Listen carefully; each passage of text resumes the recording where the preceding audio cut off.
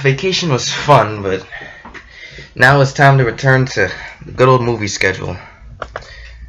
Alright, let's see what's up next.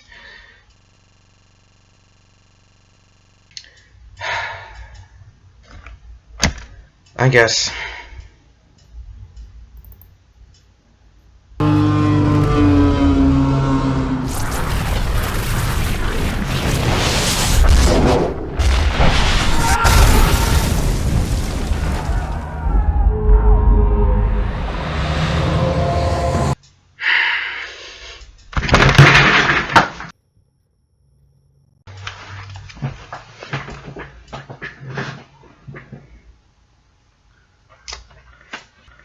Alright, so, Triple X it is. Good morning, evening, friend. As some of you may remember, I awkwardly bumbled my way through a review of the first Triple X movie with the promises of getting to the rest of the series, so let's get to it, I guess. The first sequel that no one wants to remember is State of the Union, released 3 years after the first movie. Now, both Vin Diesel and the director Rob Cohen were slated to return, but ended up dropping out because maybe they finally got some sense knocked into them. Or scheduling conflicts, but that theory's no fun. Instead, it went to the next plausible option, Lee Tamahori, famous for directing this gem.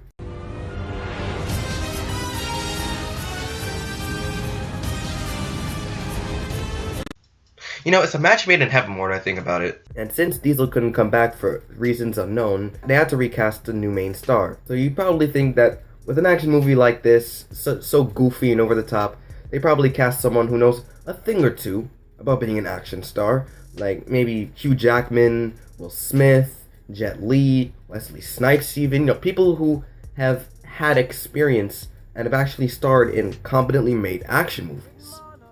How about Ice Cube? Now, don't get me wrong, Ice Cube is a decent enough actor, but as an action star, well, I'll put it like this. This was the most notable action movie that he'd starred in.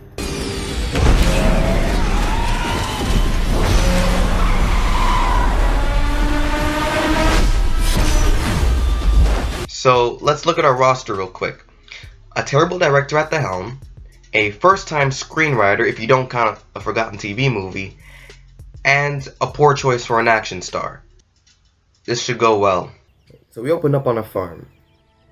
Nice, quiet, borderline atmospheric, even. Possibly taking you back to your childhood. Reminding you of the good old times before these damn millennials came in and ruined the diamond industry or some crap. We gotta sit. Well, this is a good place to start. The awful CGI. Especially since they're pushing it so much with this one scene here. They have this newfangled gadget that scans the hallways, though, to be honest, they seem to be doing fine on their own. And of course, until these guys come along, then they turn into stormtroopers.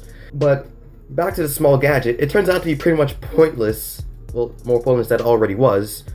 Because as soon as Sam Jackson finds it out about it, he just destroys it in a heartbeat.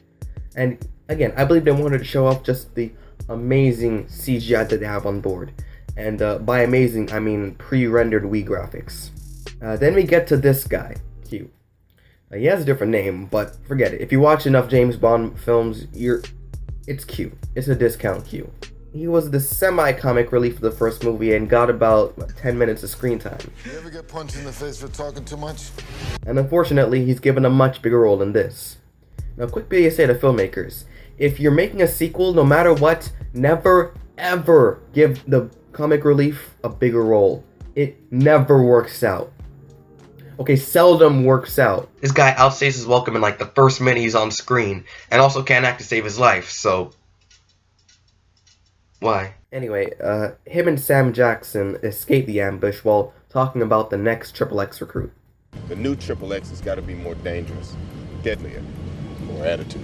Oh, someone with more attitude. Do you get it? Okay, let me explain. See, Ice Cube was a part of a rap group named NWA, which stands for, Am I allowed to say that word?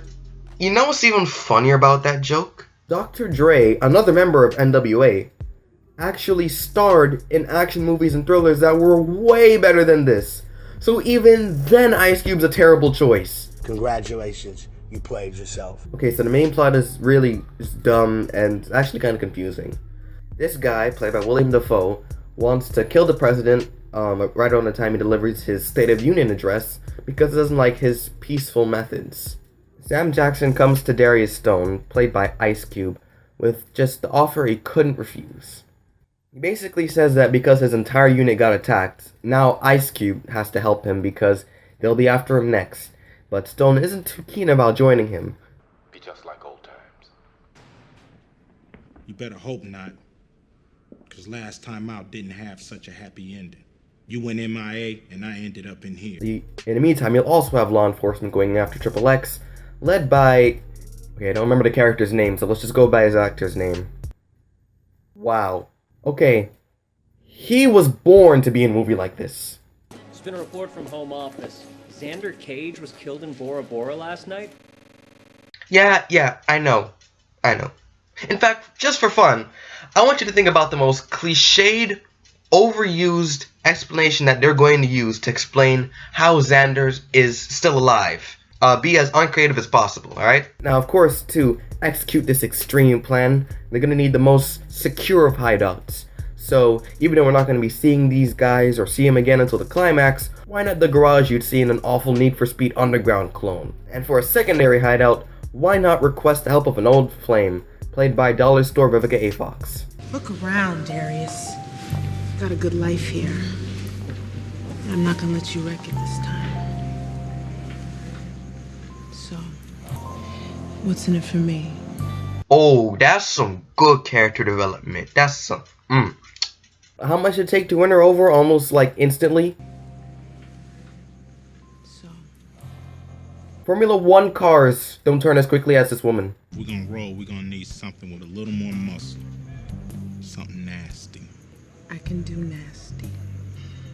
I know you can.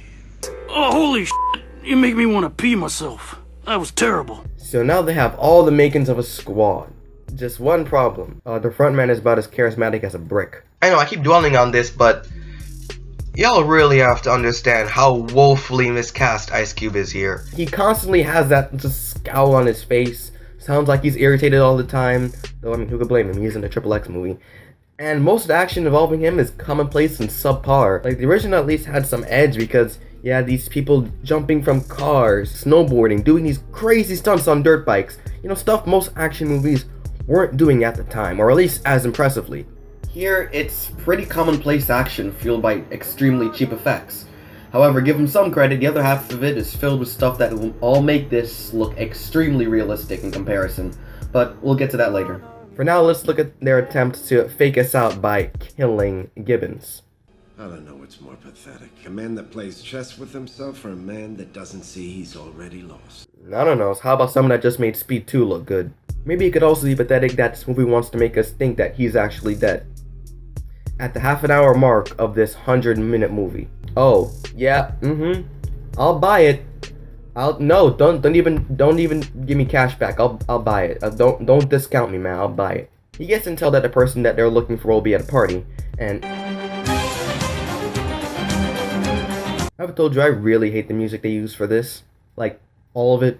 Forget the fact that this wouldn't be played at such a high-end, high-class party like this. Alright, this sounds like complete ass. Along with every other rap song on this list, and especially cover of a rap song. You'll know what I mean later on in the movie. Later that night, she sets him up for murdering some general or some nobody.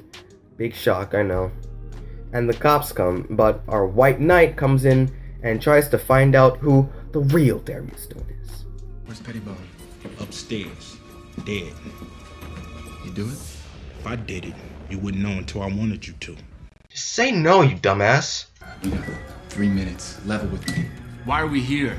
Why'd you go after Pettibone? I didn't go after nobody!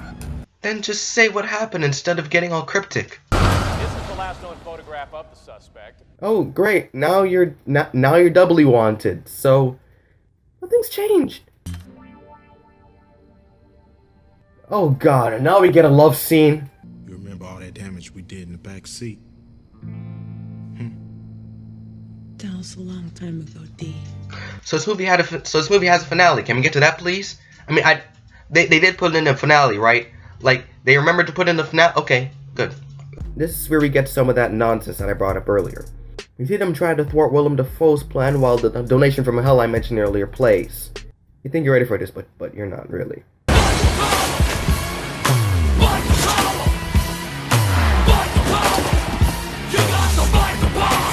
Let me hear you say! Get crunk, X! Come on, still get crunk with us! Basically, they end up taking the president hostage on a secret bullet train. At least not that secret, seeing how the train comes into public eye almost immediately, but whatever. And to promote something that we'll unfortunately never see because goddamn that car is cool. And of course it had to be put to use in this crap. Like, also, yeah, I'm pretty sure that's how your face would look going 160 miles an hour. G-force? What's that? Now, even though this car would technically be faster than the bullet train, I mean, they are going faster than the bullet train. Like, look, they still managed to pull away from Darius. What to do now? Continue the course? Intercept them from another possible route? How about just play it?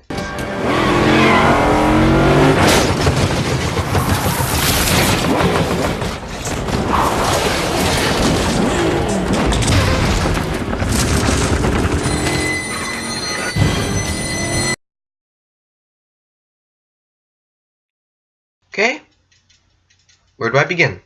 No, I can't even begin anywhere. I don't think I have to tell you what's wrong with this scene. Okay? The awful CGI, the impracticality. This is no joke. Probably the dumbest thing I've seen in an action movie ever.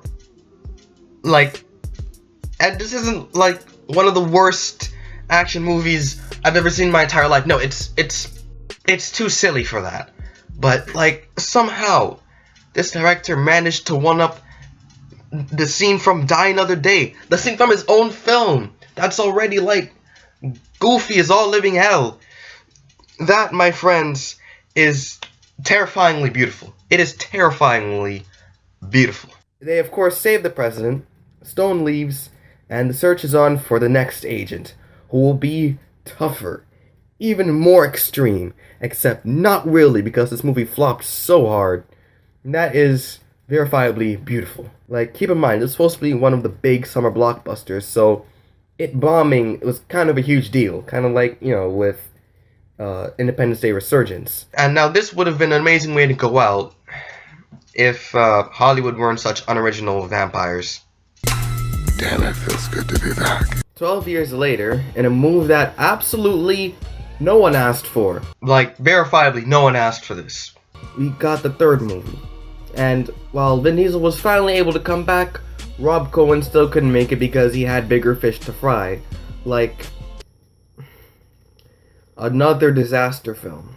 Because we've been doing so well with those. Because now we have DJ Caruso, who actually has made movies that I personally enjoy, so it's a pleasant surprise. Especially because he finally sees this franchise for what it should be. A joke. I mean, this is a movie that starts off with Samuel Jackson and goddamn Neymar in an Asian restaurant talking right before they kill him off with a satellite. I mean, at this point, you're not looking to be taken seriously, like, at all. Not to mention, Action Jesus makes an appearance.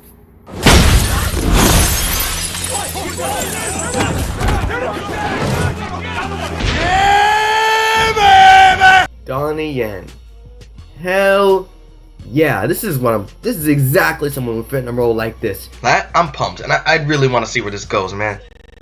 What do you mean he's not the main character? He's perfect. He can fight, he's charismatic, he can act. No, it's a Triple X movie, but who else are we gonna get in his place? Oh yeah. You know, I was wondering why he took up so much of the poster. Yeah, every time Vin Diesel is on screen, this movie goes from an immeasurably stupid guilty pleasure to Fast and Furious' table scraps, or ideas that even the franchise would call too much. Oh, and by the way, remember that little task where I asked you to think up of just the most overused explanation for how they explain his death. Yeah. I guess that they're gonna somehow say that he faked his death, or like a little stunt double in there or something like that. You gave him too much credit. They don't explain it at all. Like, granted, you could just leave it up to the imagination, but when you make an entire short on his death and mention his death in the sequel and then go on to not even try to explain how he survived it, it's really irritating. I mean, for as ridiculous as the explanation is, the Furious franchise at least explained how Letty survived. But where was I? Oh yeah, talking about something far less interesting. He gets recruited by the same organization again to look into these satellites crashing, but instead of Gibbons himself, it's another lady, played by Toni Collette.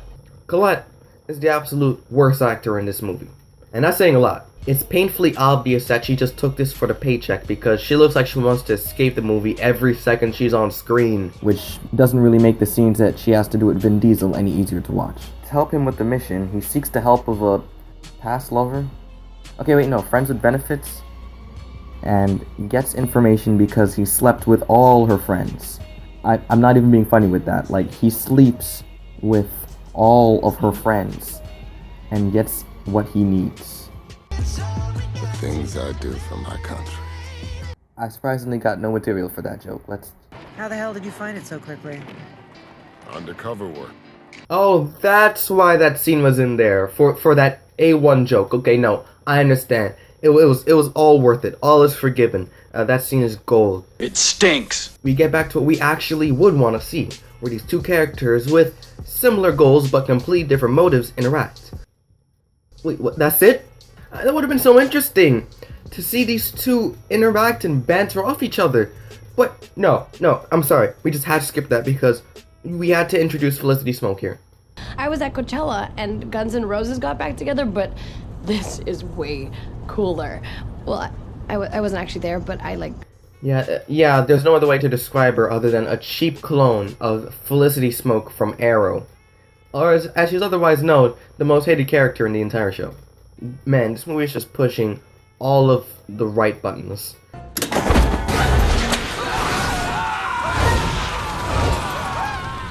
What did you just do?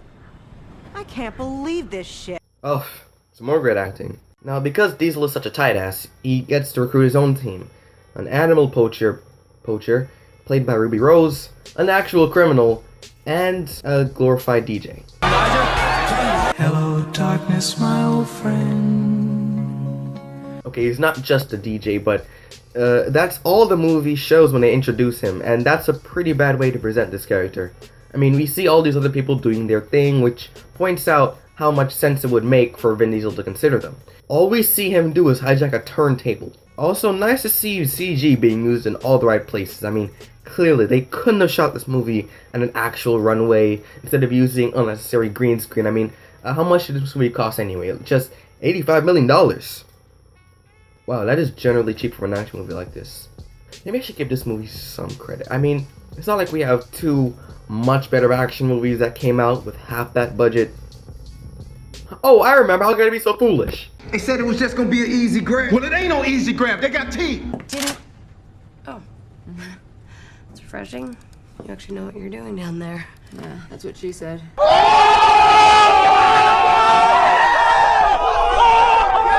They go to this party to supposedly confront the other team, but because this movie knows jack about structure, we have to go through some comedic bits. What can I get you?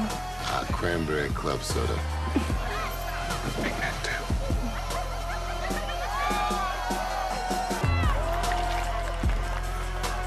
Thank you. You're welcome. That's like barely half that cup. Like he can handle cranberry juice movie. Come on. Xander Cage, back in action. Did I ever leave?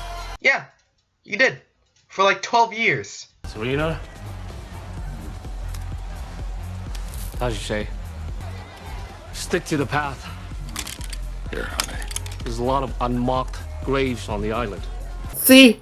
Look how chill this guy is. He sees his friend with benefits, and he's just like, cut that out, son. Here, have a drink. You know, we got the stupid action scene. It looks like crap. It runs like crap. It's crap. You want it? Come and get it. Wow, a smart moment involving a woman. In a Triple X movie. It's like watching a unicorn being born. Us working as a team. That's what Gibbons would have wanted. And to be honest, as soon as she joins the team, this is just where the movie starts being even slightly fun, and everything's just bad at this point. So I'm just gonna wrap this up as quickly as possible. Xander and his team band together with Donnie Yen's team and get cornered by who they think is behind all this, and he of course doesn't kill them because stupid ass action movie. However, they do get betrayed by Colette, which is like, you really just can't trust any of Gibbons' friends, can you? And she kills Xander. Can we just fast forward to 1 minute? Yeah. What a twist! Xander goes to fight higher on the plane, and Yen decides to fight with his fists. Yeah, let's see how that really would go. But you know what? This thing kicks ass, so I'll allow it for now. And then he came back.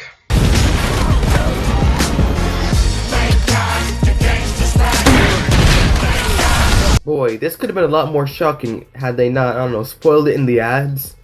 I mean, then again, it is already spoiled when you bring in what nearly killed your franchise back into the limelight.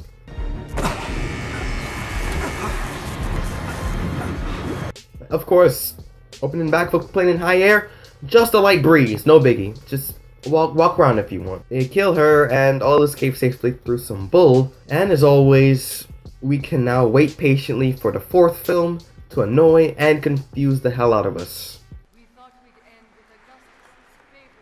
Wow, that's an impressive trick. What a twist! For me, this film started out extremely well, since it looked like it would be a parody of itself and the series. I mean, I thought this could finally be a Triple X film I thoroughly enjoy. Unfortunately, the kinetic energy and humor that the first 15 minutes had couldn't be extended to the rest of the movie.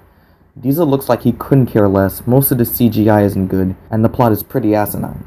It's pretty much just Diet Fast and Furious at this point, which is a shame. Alright, now that all those loose ends are wrapped up, back to work.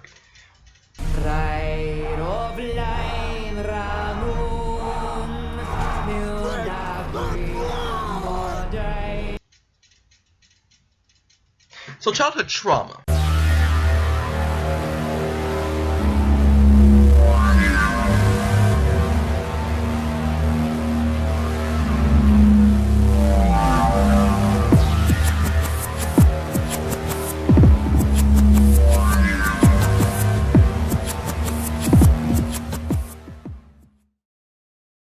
The island. I'll bet whoever